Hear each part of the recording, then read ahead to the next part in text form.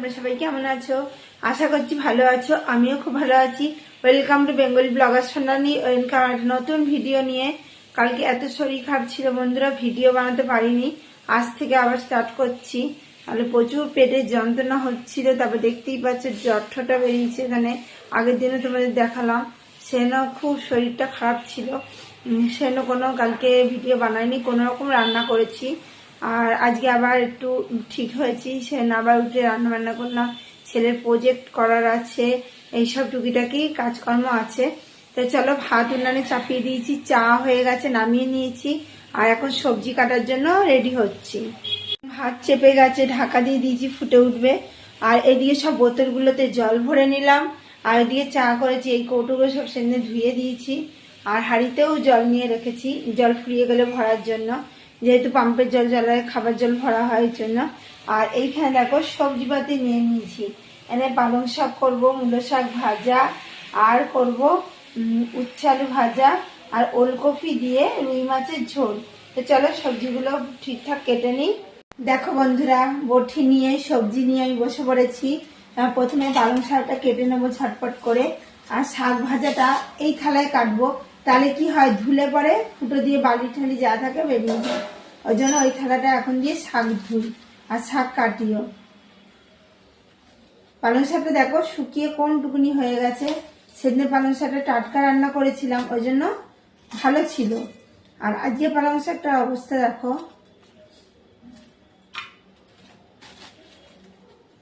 কালকে দিনে ফুলকপি তরকারি করেছিলাম আর ভাত করেছিলাম, বেশি কিছু করিনি।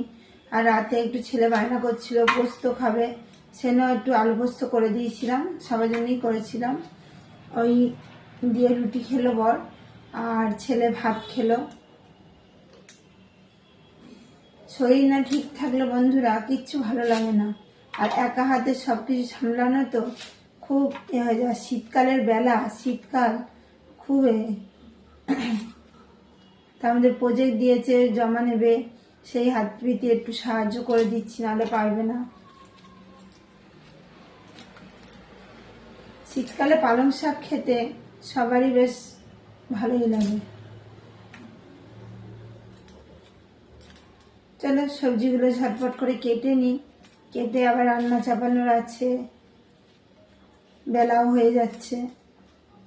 শীতকালের বেলা একদম চলে যায় তাড়াতাড়ি, উঠতে ইচ্ছে করে না, লেট খেতে খেতে ওঠা হয়, এত ঘুম ছাড়তে চায় না। এই করতে করতে কত বেলা হয়ে যায়। যেদিন পড়া থাকে, যেদিন অন্য কাজকর্ম থাকে, অ্যালার্ম দিয়ে শুই, তাড়াতাড়ি উঠতে পারি, নাহলে একদমই ভালো লাগে না। আর মূলোগুলো দেখো, লাল মূলো। মূলোর শাক আবার এক্সট্রা বিক্রি হচ্ছে, মূলোর সঙ্গে যেটা বিক্রি হয় সেটাই ঠিক আছে, আবার মূলোর শাক এক্সট্রা।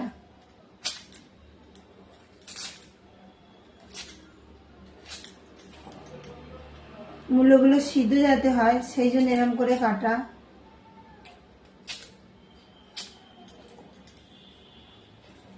তিনটে মূলোই দিয়ে দেবো, অনেকটা তরকারিটা একটু বাড়বে তাহলে। সেদিন মাছের মাথা দিয়ে করেছিলাম, আজকে একটু ভাবছি চিংড়ি মাছ দিয়ে করব। শীতকালে সবজি খেতে সবারই ভালো লাগে। শীতকালে ভ্যারাইটিস রকম সবজি,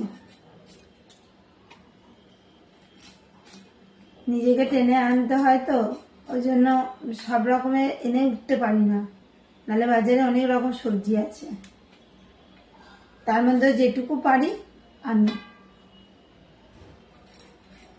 আমাদের তো কিনে নিতে হয়, আর গ্রামে কি হয়, তুলে তালে বেশ নানা রকমের সবজি খাওয়া যায়। আর কিনে আনা বয়ে বয়ে বয়ে, ব্যাগ বয়ে বয়ে আনতে হয়, খুব অসুবিধা।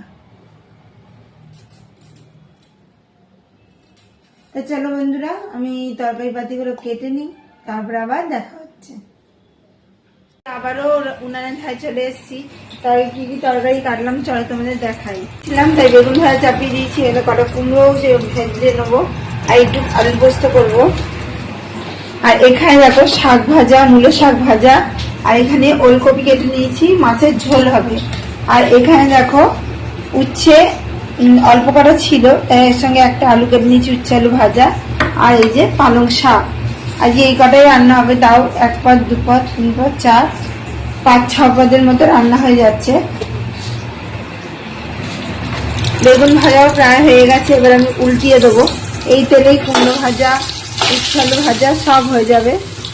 আর যদি নুন হলুদ আর একটু চিনি দিয়ে মেখে রাখতে পারো, তাহলে কিন্তু বেগুন ভাজা একদমই তেল টানে না। যেটুকু তেল দেবে পুরো তেলটাই কিন্তু রয়ে যাবে। বেগুন ভাজা দিয়ে কিন্তু শীতকালে বেশ গরম গরম ভাত বলো, রুটি বলো, খেতেও কিন্তু বেশ ভালো লাগে। আর বেগুনগুলো সব উল্টিয়ে দিচ্ছি।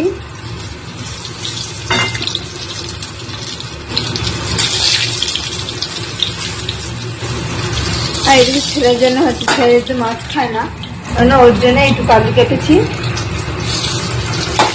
এগুলো হলে তারপরে চাপাবো। তারপর একদিক বেগুন ভাজা হয়ে গেছে, ওই দিক হয়ে এলেই উল্টিয়ে দেবো। আর যেমনকার তেল দিয়েছি সেরকমই তেলই রয়েছে। আর তরকারি কাটতে কাটতে ভাতও হয়ে গেছে, ভাত উপর দিয়ে দিয়েছি। এখানে কুমড়ো আর বেগুন ভাজার পরও কতখানি তেল রয়েছে। এই তেলটায় আমার উচ্ছে আলু ভাজাটা কিন্তু কমপ্লিট হয়েও তেল থাকবে। দেখো ওই তেলের মধ্যে কিন্তু আমি আলু আর উচ্ছেটা দিয়ে দিয়েছি। নুন হলুদ সব মাখিয়ে একসাথে দিয়ে দিলাম। ভাজা ভাজা হয়ে গেলে নামিয়ে ফেলবো। নামিয়ে তারপরে মাছের ঝোলটাকে চাপিয়ে দেবো। একবার তেল দেওয়ায় 3 রকমের পদ হলো। এখন এখানে উচ্ছে আলু খুব সুন্দর করে ভাজা হয়ে গেছে। এখানে কুমড়ো বেগুন এটাও কিন্তু সুন্দর করে ভাজা হয়েছে। আবারও দেখো এতটা তেল রয়েছে, এই তেলের মধ্যে আমি শাকটা কিন্তু ভেজে নেবো। তাহলে কপদ হচ্ছে 4 রকমের কিন্তু এইটুকু তেলের মধ্যে হচ্ছে। আর শাকটা যেহেতু শাক ভাজার পর তেল থাকবে না, আর তারপরে আবার নতুন করে তেল দিয়ে বাদবাকি রান্নাগুলো করবো। চলো শাকের মধ্যে প্রথমে দিয়ে দেবো আমি কালো জিরে ফোড়ন। কালো জিরে ফোড়ন দিয়ে দেখো আমি কিন্তু মূলো শাকটা দিয়ে দিয়েছি। এবার একটা লঙ্কা ফালি করে দিয়ে দেবো। দেখো আমি কিন্তু অন্য রকমের কালারের একটা লঙ্কা দিয়ে দিয়েছি। আর মাসিয়া বলেছিল এই লঙ্কা খুব ঝাল হয়, সেই জন্য আমি আরও বিশেষ করে নিয়ে এলাম। এই লঙ্কা কিন্তু তোমার তেলের মধ্যে পড়লে কালার কিন্তু চেঞ্জ হয়ে যায়। যখন এটা পুরোপুরি মানে লঙ্কাটা এর সঙ্গে ভাপানো হয়ে যায়, তখন কিন্তু দেখো কালার কিন্তু চেঞ্জ হয়ে যায়। এখনো পর্যন্ত হয়নি, এবার কিন্তু হবে।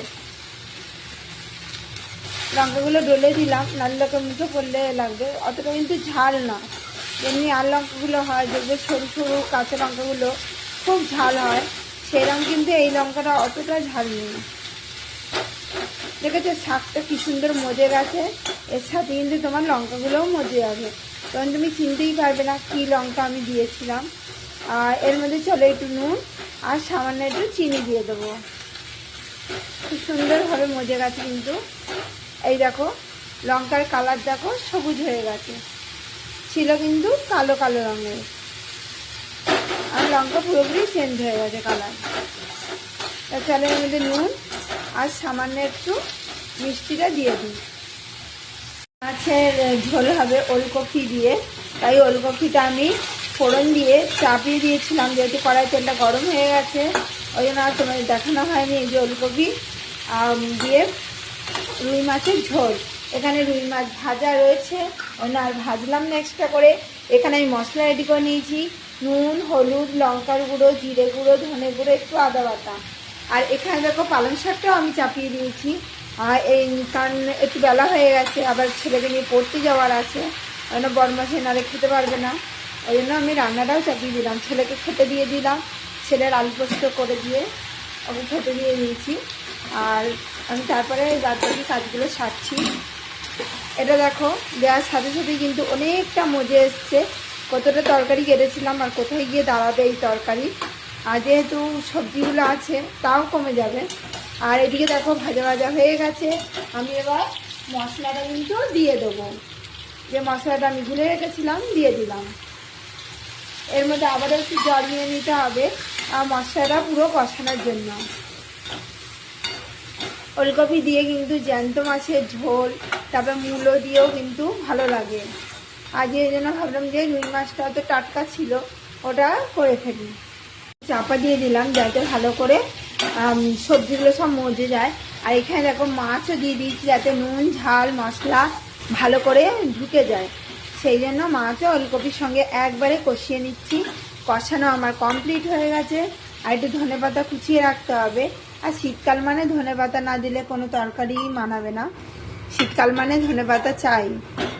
দেখো এর মধ্যে পরিমাণ মতো আমি জল দিয়ে দেবো, দিয়ে এটাও ঢাকা দিয়ে দেবো, দিয়ে ওইটা আবার খুলে দেখবো কতদূর কি হলো। আমি জল নিয়েই এসেছি পরিমাণ মতো, এতে দিয়ে দিলাম। একটু ঝোল না থাকলে ভাতটা মাখা যাবে না, মানে একটু তো ঝোল রাখতেই হবে। এটা এবার ফোটার জন্য ঢাকা দিয়ে দেবো। আর এটা খুলে দেখবো, এটা আমি একবারে চিংড়ি মাছ দিয়ে দিয়েছি। একবার তোমাদের খুলে দেখাই। দেখো সবজিগুলো মজে এলে তারপরে আমি এর মধ্যে কিন্তু মশলাগুলো দেব। মশলা দিয়ে আবারও কষিয়ে নিতে হবে। দেখো অনেকটা সবজি কিন্তু মজে এসছে, যেহেতু মূলো টুলো আছে ওই জন্য এটা জল দিতে হবে। মূলো যদি না থাকতো জল দেওয়ার প্রয়োজন ছিল না। একবার চিংড়ি দিয়ে দিয়েছি, চিংড়ি দিয়েও কিন্তু পালং শাক খেতে কিন্তু বেশ ভালো লাগে। প্রায় মজে এসছে সবজিগুলো। আমি এবার মশলা দেওয়া শুরু করব। এতে তো বেশি কিছু লাগে না, একটু সামান্য চিনি, নুন, হলুদ, লঙ্কার গুঁড়ো, যেহেতু ঝাল ঝাল মতো একটু কাঁচা লঙ্কাও দিয়ে দেবো ফেলে। বন্ধুরা ফুটতে শুরু করে দিয়েছি, দেখছি বাষ্প উঠছে। আর এখানে আমি মশলা দিয়ে দিয়েছি, নুন, হলুদ, লঙ্কার গুঁড়ো, একটুখানি চিনি, কাঁচা লঙ্কা ফালি করে, এই যে দেখতে পাচ্ছ কাঁচা লঙ্কা, সব কিছু দিয়ে কিন্তু সামান্য একটু জল দিয়ে সমানে এটা কষাচ্ছি। কষাতে কষাতে যখন দেখবো, কারণ মূলোগুলো একটু সিদ্ধ হতে দেরি লাগে, ভালো করে কষিয়ে নিয়ে তারপরে আমি একটু ঢাকা চাপা দিয়ে দেবো। তাহলে কি হবে, জিনিসটা ভালো করে সব তরকারিতে নুন, ঝাল, মিষ্টি যা যা আমি দিয়েছি সেগুলো কিন্তু ভালো করে ঢুকবে।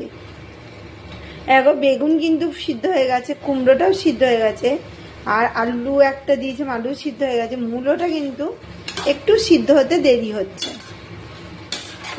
যেহেতু মূলো একটু শক্ত টাইপের হয়, মানে একটু সিদ্ধ হতে দেরি হয়, কিন্তু সিদ্ধ হয়ে যাবে। এই কষাতে কষাতেই সিদ্ধ হয়ে যাবে। শাকের থেকে জল বেরোয়, আর মশলার সাথে যেটুকু জল দিয়েছি সেটুকু দিয়েই কিন্তু রান্নাটা কমপ্লিট হয়ে যাবে। চলো সাঁড়াশিটা নিতে হবে, ধরে ভালো করে একটু কষিয়ে নিই, তারপরে জল দেওয়ার আগে তোমাদের দেখাচ্ছি। আর ওলকপি দিয়ে রুই মাছের ঝোল হয়ে গেছে, আর এদিকে পালং শাকও আমার রেডি হয়ে গেছে। দুটোই আমি ঢেলে নেবো। পালং শাক কষতে কষতেই সব সিদ্ধ হয়ে গেছিল, তো সামান্য একটু জল দিয়ে আমি ঢাকা দিয়ে দিয়েছিলাম। আর এতে তো কি কি মশলা দিয়েছি তোমাদেরকে বলেইছি। এবার চলো খেতেও দিয়ে দিই সবাইকে। আর ঝোলটা দাও, কালারটা খুব সুন্দর হয়েছে, আর দিয়ে পালং শাকটাও। তো চলো পাত্রে ঢেলে নিই। যা যা করলাম তোমাদের শেয়ার করলাম, আর বাদ বাকি তো দেখানো হয়নি, অনেক কাজই থাকে টুকিটাকি। আর রুটি টুটি করা হয়ে গেছে, খাওয়াও হয়ে গেছে। আর তা বন্ধুরা, শুভরাত্রি। আজকের মধ্যে ভিডিও এখানেই রাখছি। আমার ভিডিও যদি ভালো লেগে থাকে অবশ্যই চ্যানেলটা সাবস্ক্রাইব করবেন, লাইক কমেন্ট শেয়ার করতে ভুলবেন না। বাই, কাল আবার নতুন ভিডিও নিয়ে খুব শিখে আসি। তাদের সুস্থ থাকবেন, ভালো থাকবেন, সবাইকে ভালো রাখবেন। আর এদিকে বাসন জমে আছে, কাল সকালে সব মাজা ঘষা হবে, কিছু মাজা হয় না, সব জমে রয়েছে, কাল সকালে উঠে মাজবো। আর বোতলে জল ভরে গেছিলাম, আবার সব খালি হয়ে গেছে, সব আবারও কালকে ভরা হবে। আজকে আর ভালো লাগছে না শরীর, তা রাখছি, বাই।